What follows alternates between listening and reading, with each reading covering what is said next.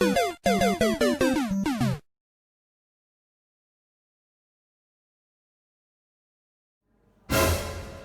สดีทัวร์วินคินพอเตอร์ EP นี้เฮาสิพาไป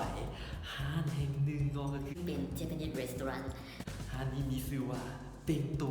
ราเมงสำหรับสถานที่นอตั้งอยู่บนตรงข้ามกับธนาคารลาวเวียดข้างกับอุทิศสักทีนึงเดี๋ยวเราไปเบิ่งพร้อมๆกันเนาะว่าทางในมีอย่างแน่ไปเบิ่งพร้อมๆกันเลย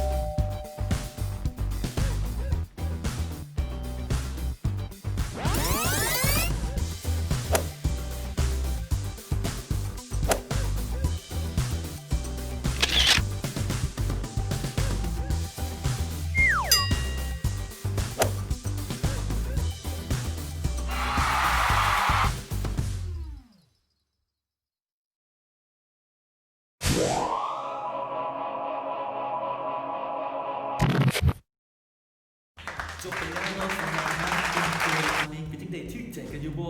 ต่อไปจะพาไปเลาะห้านใดติดตามกันได้เนาะสำหรับมื้อนี้บ๊ายบาย